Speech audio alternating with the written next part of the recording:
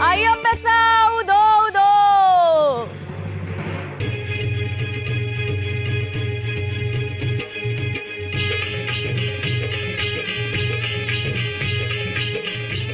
ये माय कुंकू घे. ये माय ये.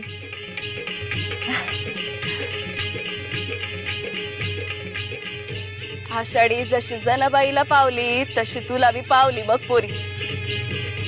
म्हणजे असं धर का तू जणू या घरातून बाहेर गेलीच नाहीस. म्हणजे आता तो जगन्नियंता तुझा सखा आहे आणि त्याची बी तू लाडकी सखी आहेस. मग मला सांग, जो जनाबाईच्या मदतीला धावून जातो तो तुझ्या मदतीला येणार नाही होय? येणारच ना. आणि आजवर कितीतरी वेळा आला बी हाय. हो ग हो, योग्य वेळी तो येतोच. हा पण म्हणून त्याला शोधायला जाऊ नकस, कारण बाहेर कुठं गावायचं नाही बघ. तो तुझ्या मनातच हाय बघ. त्याची फकस्त प्रचिती अनुभवायची आणि मनात साठवायची. पोरी, त्याच्या अनुभवात बुडून जा. तुझी समधी दुःख दूर होत्याल बघ. काही झालं ना तरी माझ्या जीवाला उसंत म्हणून नाही. मी इथे चूल घरातच मरणार.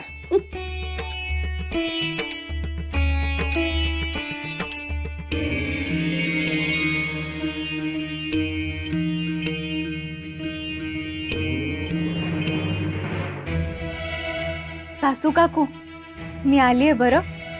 काही काम असेल तर मला सांगा. हा, काळ कोठडीतून तुझी सुटका झाली की काय?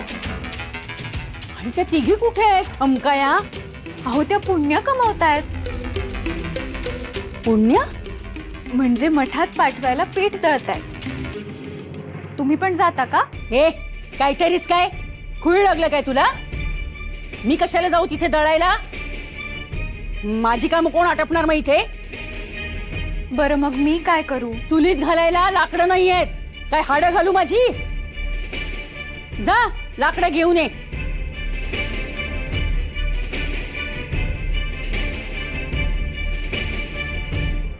इकडं तिकडं बघायचं नाही. सरळ चूल घराची वाट धरायची. आणि एक ध्यानात ठेव, तू रावळात गेलीच नाही. तू या घरातच आहेस. काय? ह्या घरातच आहेस.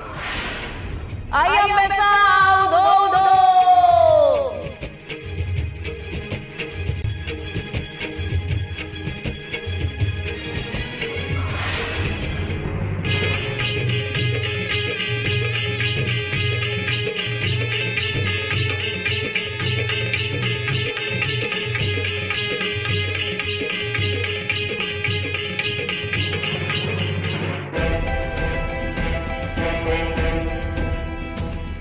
सासू काकू, मी आलीये बरं. काही काम असेल तर मला सांगा. हा, खूळ मला लागलाय की तुला? तू माझ्याकडे अशी बघतेस म्हणजे मी मनातच बोलले असेन. जा लाकडं घेऊन ये चुलीत घालायला. हो आणते ना.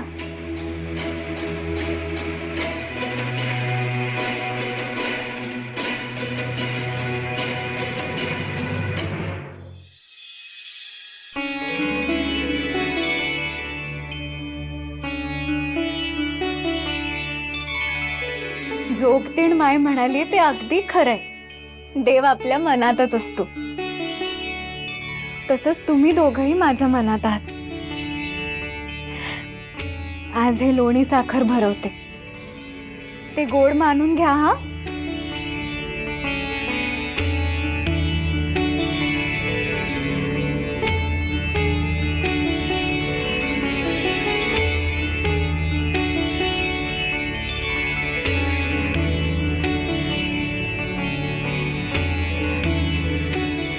रखुमाई माते, तू साऱ्या त्रिभुवनाचा अगदी लेकराप्रमाणे सांभाळ करतेस ग. तू आहेस म्हणून माझा विठुराया. अगं तुझी साथ आहे म्हणून विठुराया हा सर्व डोलारा सांभाळू शकतोय. आज तुलाही भरवते हा. विठुराया माझं लोणी गोड मानून घेतो. तू पण घेशील ना?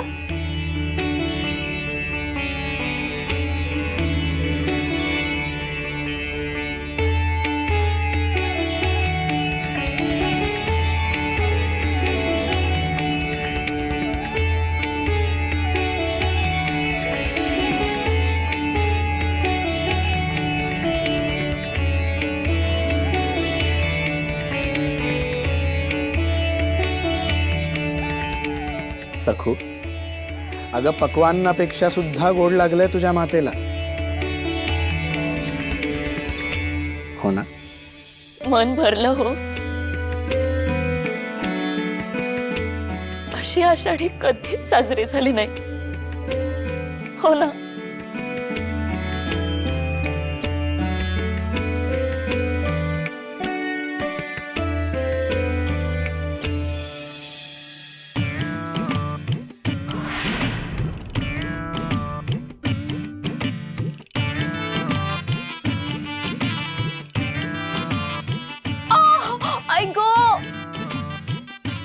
विठुराया, तू या तिघींनाच दळायला का लावलंस? बघणारे त्यांचे किती हाल होत आहेत. रमाई, हात खूप दुखतोय ग.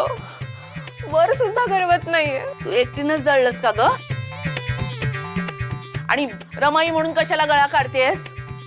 तो माझाही हात काही केलं वर जात नाहीये ग.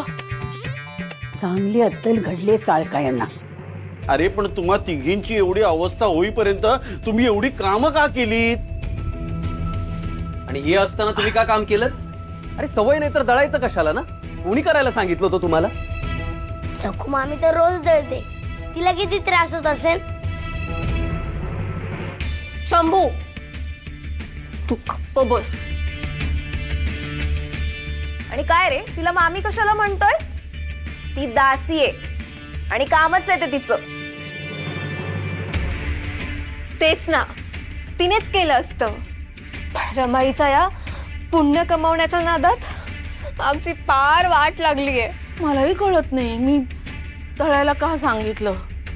अगं पण पीठ मठातच जाणार ना, म्हणजे ते पुण्याचंच काम आहे ना. मग सगळं पुण्य या सखूच्या पदरात कसं घालायचं? आता हा घास तोंडात कसा घालू ते सांग. खूप भूक लागलीये पण जेवताच येत नाहीये. सोपय, मी भरवतो ना या मुलीला.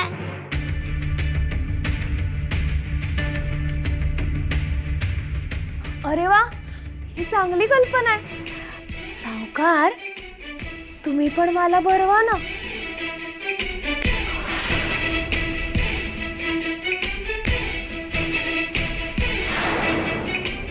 आणि जाऊबाईंना सखू भरवेल. ती उपाशी राहील किंवा डाव्या हातानं जेवील, पण या दळबद्रीच्या हातून जेवणार नाही. शंभू, तू भरव यमुनाला. आणि दिगू, तू माणिकला भरव. अरे नाहीतर उपाशी राहील ना तुझी बायको.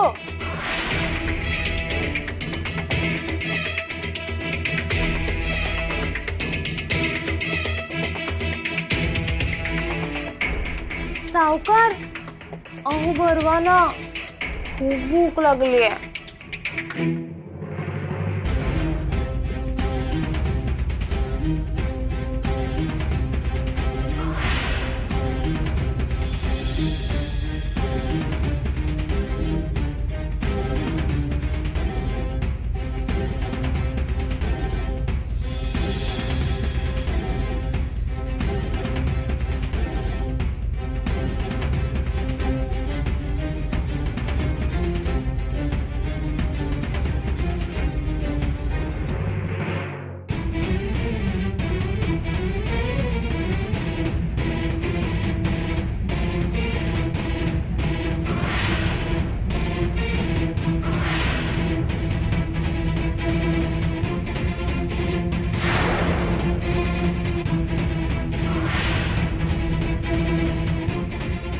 सावकार, तुम्ही प्रेमाने भरवता ना तेव्हा सगळं गोड लागतं.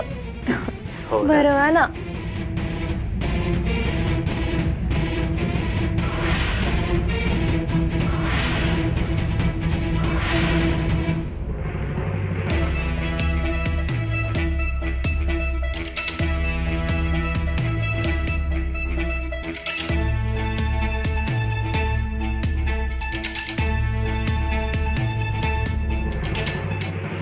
सावकार घ्या. हे काय तेल, याचं मी काय करू? असं काय करताय सावकार? माझ्या हाताला मालिश करून द्या. घ्या. खुणी झालीस का तू? मगाशी सखू समोर होती, तिला त्रास देण्याची सुवर्ण संधी होती म्हणून तुला घास भरवले. कळलं? सखूला होणारा त्रास बघून मला आनंद मिळवायचा होता. हे असले फालतू कामं मला सांगतेस? नको त्या अपेक्षा ठेवू नकोस तू माणिक. तेल लावून द्या म्हणे.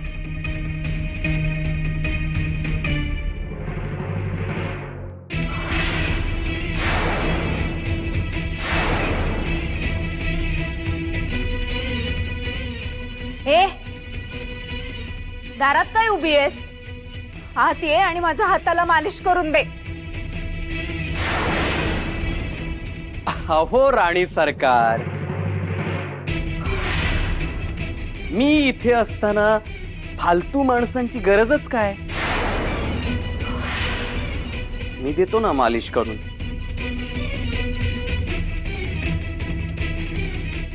तुमच्या हातांना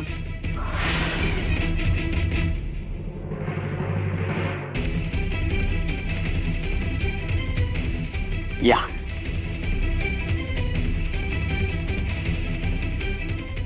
खूप दुखतोय का?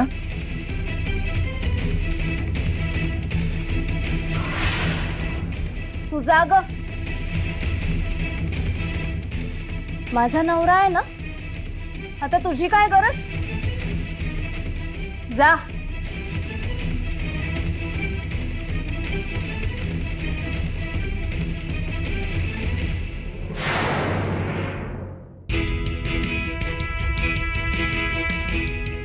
सावकार, प्रेमाने हळूहळू मालिश करा. हा. हो.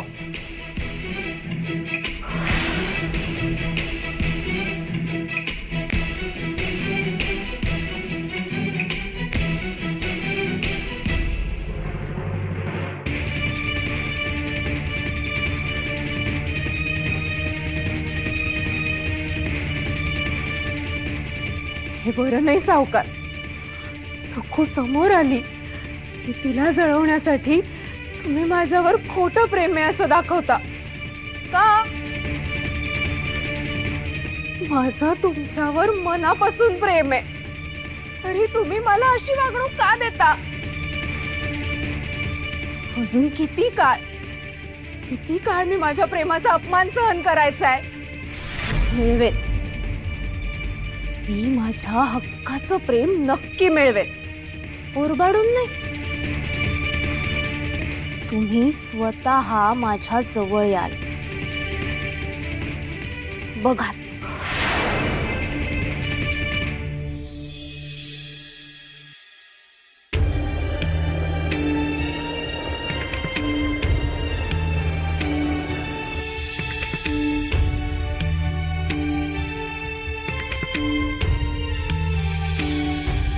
मी देतो ना मालिश करून.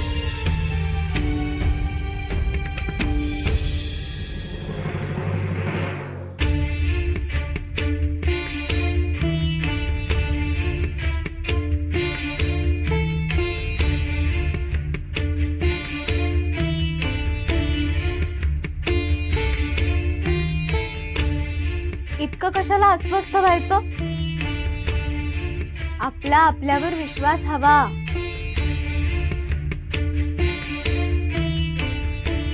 अहो, जरी वरवर त्या माणिकताईशी गोड गोड बोलत असले तरी ते काही मनापासून नाहीये, ठाऊक आहे मला. माझ्याकडे बघून माणिकताईला खास भरवताय, माझ्याकडेच बघून मालिश करण्याची तयारी दाखवताय. अगं, म्हणजे या सगळ्याचा हेतू मला घायाळ करणं हाच असतो.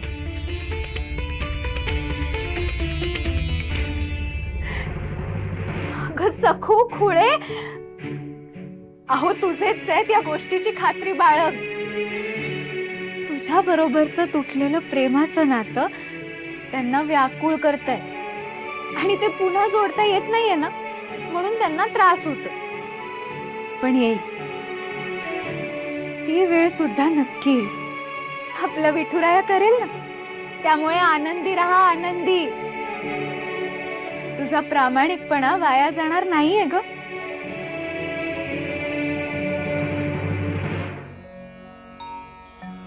कोंबडा घाली साला, कोंबडा घाली साला, जग सगळं ग झालं जाग, सगळं ग झालं जाग, सगळं ग झालं जाग, जग सगळं ग झालं जाग. अये गो रमाई, रमाई, रमाई, अगं ऐकलंस का? हा ऐक ना. सगळं ग झालं जाग, अगं बाई, ही सखू ओव्या गातीये का?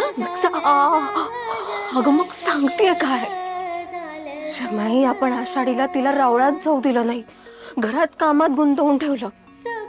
म्हणजे खरं तर तिने रडत रडत कामं करायला हवी होती ना, पण ती बघ, अगं ती आनंदात आहे, चक्क ओव्या गातीये. पण तिला इतका कसला आनंद झालाय? तिच्या विठुरायाच्या दर्शनासाठी आकाश पाताळ एक करून ती सखू. रमाई, काहीतरी गडबड आहे. हो ग,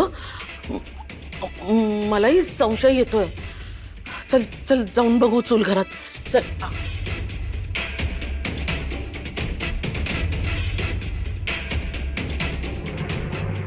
सखुबाई ग सासूमाय ग, जशी वाड्याची महाराणी, जशी वाड्याची महाराणी, सौभाग्य सखूच जणू दुसरी उमाई.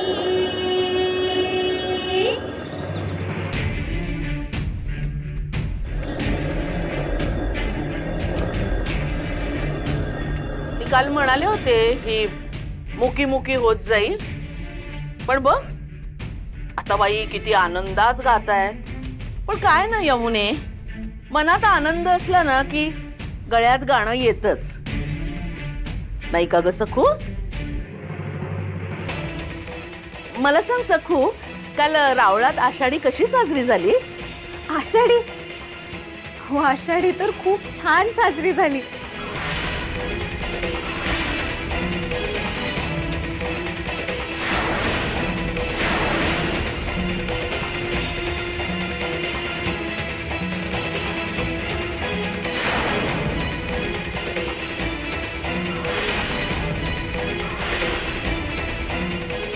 काय बोललीस?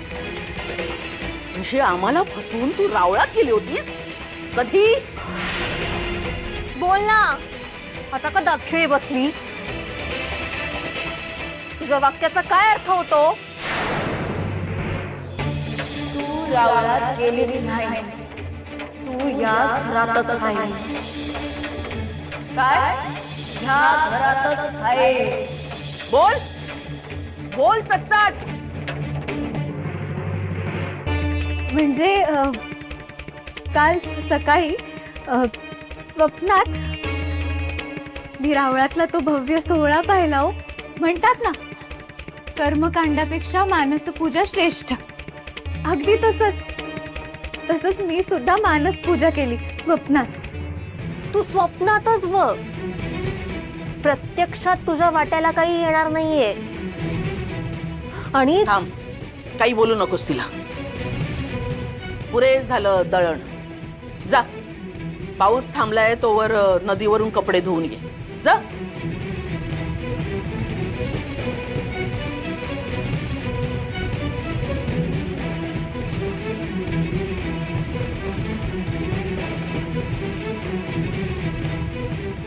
योगिनी, त्याच्यावर नीट लक्ष ठेव. मी आलेच.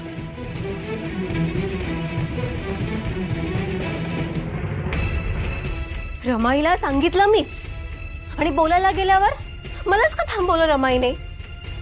आणि स्वतः आता कुठे गेले घाईत?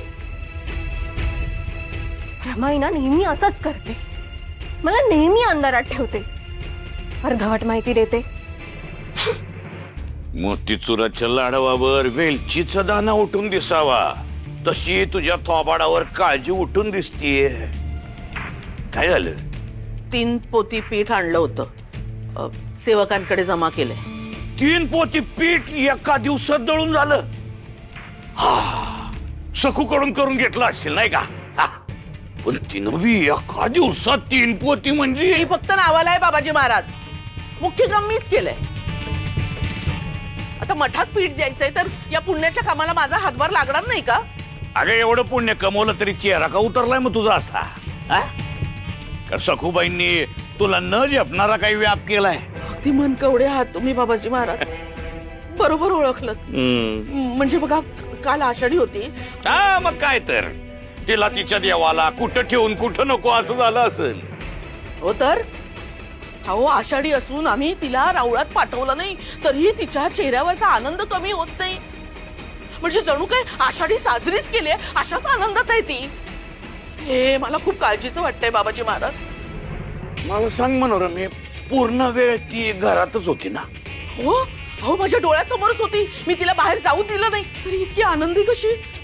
तू तिला विचारलं असेलच की? विचारलं ना, तर मग ठमकाई म्हणते कशी, पहाटे स्वप्नात मी आषाढीची मानस पूजा केली तर इतका कसला आनंद झालाय तिला, मला हे कळतच नाही बाबाजी महाराज. अगं मनोरमे, लबाड लांडगे ती पोर. हा.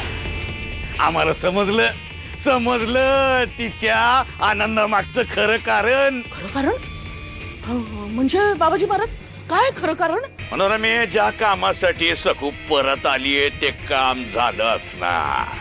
गुप्तधनाचे ते कागद तिला सापडले असणार, म्हणूनच ती आनंदात आहे मनोरमे. काय गुप्तधनाचा कागद? मनोरमे थांब, जरा दमानं घे.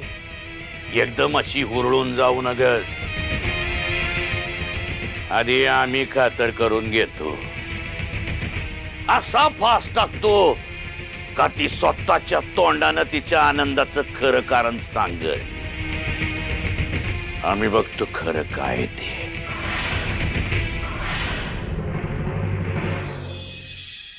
अरे चल चल का गुमान, ती नाही ना, चाल मी नाही ना. चाल गुमान चाल.